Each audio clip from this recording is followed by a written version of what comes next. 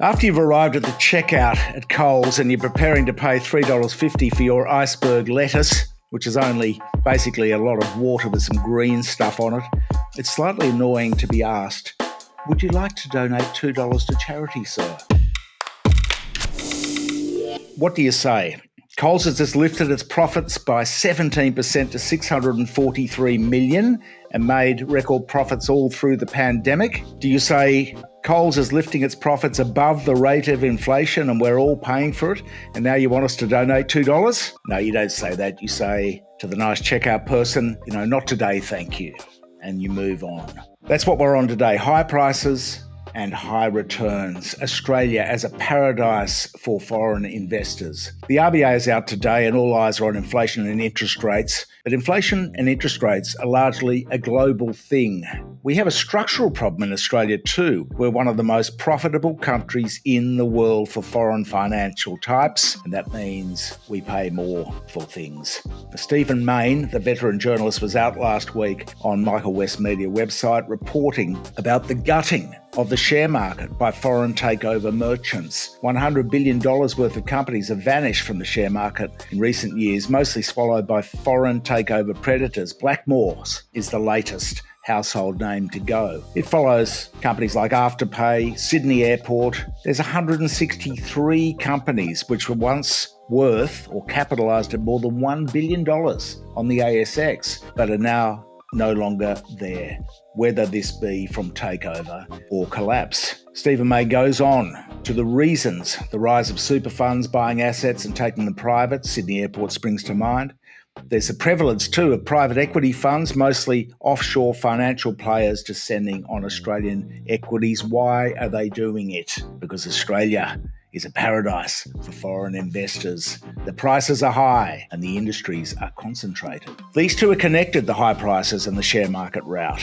The high prices are why foreign financial players are descending in such numbers. They can dodge tax here too and rip out a big profit. This is why we are being hollowed out.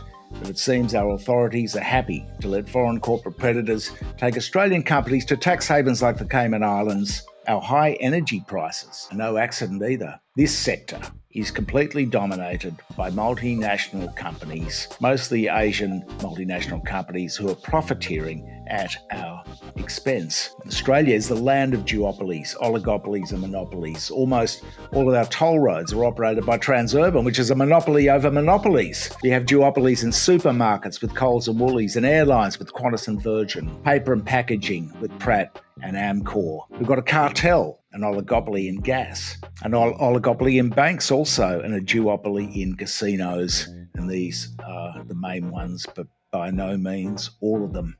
This is a big country with a small population, and that's not good news for consumers. A report from analysts at UBS found that Australia is a haven for large corporations. Dividends are bigger than elsewhere. In fact, 2 times the global average. That's return on investment. Most of it, that's higher too. Profit margins are fatter, and industry concentration, this is where we're going today, that's the monopoly factor, is higher than other countries. If you check out this chart, that's us, that's Australia, way out there on the right, with far higher concentration, therefore less competition. When you look at net profit margins, which is the vertical axis, we romp in at number 3. On a monopolies basis, we're a clear number 1 against all comparable countries. So it is that we, the consumers, all pay through the nose because we don't control prices. This is a paradise for investors.